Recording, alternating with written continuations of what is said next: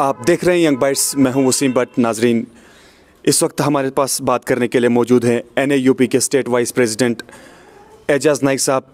इनसे जानने की कोशिश करते हैं कि जिस तरीके से DDC के इलेक्शंस आने वाले हैं, और अगर हम बात करें तो मैक्सिमम पार्टीज़ जो हैं उन्होंने हिस्सा लिया है, लेकिन जो NAUP पार्टी जो है उन्होंने DDC इलेक्शंस के लिए हिस्सा नहीं लिया है। तो आपका खैर मकदम है यंग बाइट्स में।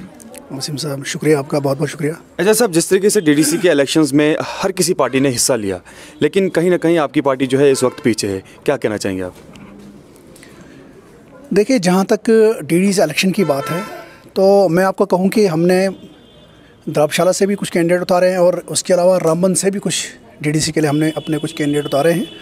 रही बात कि हमने पूरे जम्मू कश्मीर में अपने कैंडिडेट क्यों नहीं उतारे, ये पार्टी का फ़ैसला होता है।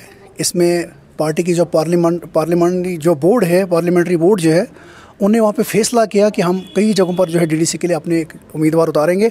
और हमारा सबसे पहला ये है कि हम पार्टी को ग्रास रूट लेवल पर मजबूत करने की कोशिश कर रहे हैं। हर जगह पे हम लोगों से मिल रहे हैं, क्योंकि नई पार्टी है, 2-3 साल हो गए। हम चाहते हैं पहले अपना ग्रास रूट लेवल जिसको मजबूत करें, और इंशाल्लाह असेंबली के लिए हर जगह से हम अपने नुमाइंदे जो है खड़े कर देंगे। आपसे जानना चाहेंगे कि हमारे ज़िला किश्तवाड़ के अंदर किन किन चीज़ों की कमी है, क्या यहाँ पे होना चाहिए था जो आपको लगता है कि इस वक्त जो है उन चीज़ों की कमी है? देखिए, ज़िला किश्तवाड़ की अगर मैं बात करूं तो ज़िला किश्तवाड़ में हमेशा जो है किश्तवाड़ के साथ जो है भेदभाव हुआ है। यहाँ हमेशा लोगों को ज़ात पात के झांसे में, धर्म के झांसे में लाकर उनके जज्बात को उबारा गया और उनसे जो है वोट लिए गए। और जब वो कुर्सियों पर बराजमान हो गए तो उनने इस किश्तवाड़ की ओर पे कोई भी ध्यान नहीं दिया। सबसे पहले मैं बात करूँगा, आपको आप देख लीजिए, जो यहाँ पे मेन जो तकलीफ़ लोगों को है वो है सड़क की। बटोत से लेकर किश्तवाड़ तक आज आप देख लीजिए कितने हादसे आज तक हो गए हैं, कितने नौजवान इस हादसे में चल बसे हैं।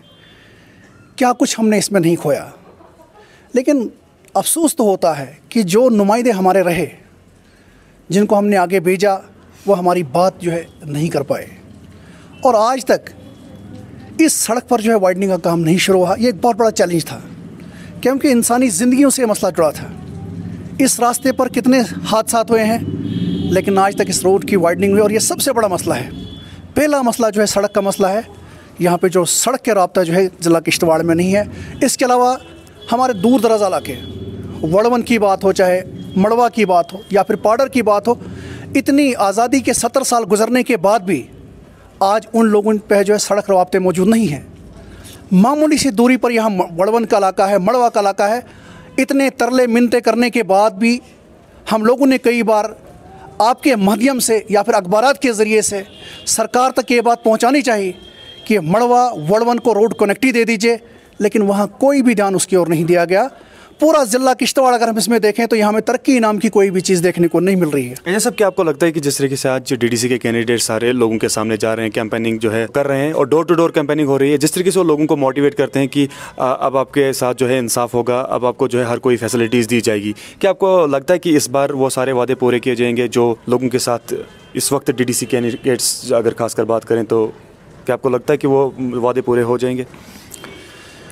देखिए, जहाँ तक DDC चुनाव की बात है, वसीम साहब, मैं आपसे बात करूँ, पहले यहाँ पे जो चुनाव हुए, पंचायती चुनाव हुए, पहले पंच के चुनाव हुए, उसके बाद सरपंचेस के चुनाव हुए, उसके बाद अपने जो चेयरमैन्स वगैरह चुने गए, लेकिन हमें नहीं लगता है कि ज़मीनी सतह पर कोई हालात बदले हुए हैं। आज भी लोगों को वही परेशानियाँ हैं, आज भी लोगों को वही तकालीफ़ हैं। जिन समस्याओं से पहले जूझ रहे थे, आज वही समस्याएँ उनके साथ हैं।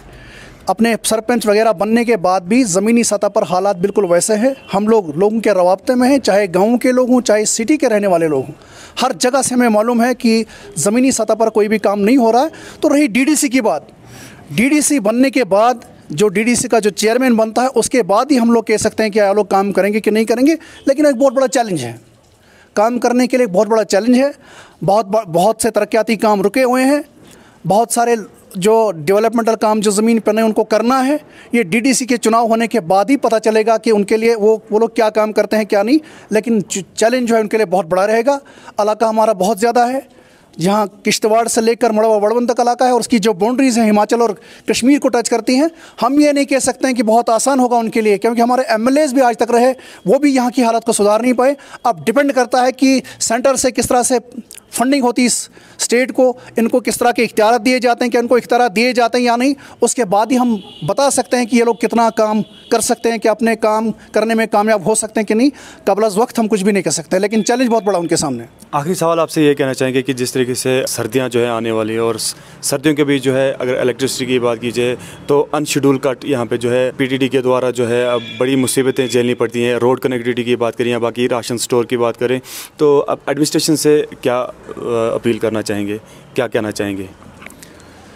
देखिए, बहुत बदकिस्मती हमारे लिए है कि पूरे इस जम्मू कश्मीर यूटी में हमारे पास इतने प्रोजेक्ट बन रहे हैं, कुछ प्रोजेक्ट बने हुए हैं और हम राजस्थान, दिल्ली, यूपी और बहुत सारी रियासतों को हम यहाँ से बिजली की पैदावार जो यहाँ पे बनती है उसको हम देते हैं। लेकिन यहाँ जो है आज भी जम्मू कश्मीर जो है बिजली की कटौती से बहुत ज़्यादा जूझ रहा है।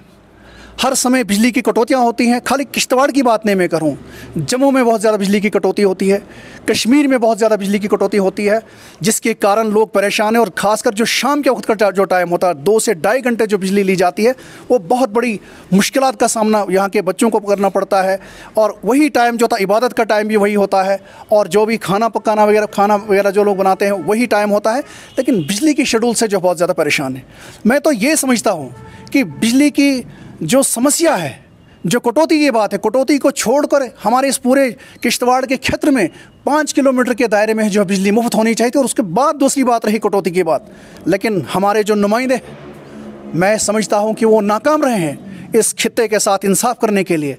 जो हमारा खित्ता जो पसमानदा है, जो तालीमी लिहाज से पीछे है, जो रोज़गार के लिहाज से पीछे है, यहाँ पे उन मसाइल का हमें सामना करना पड़ रहा है।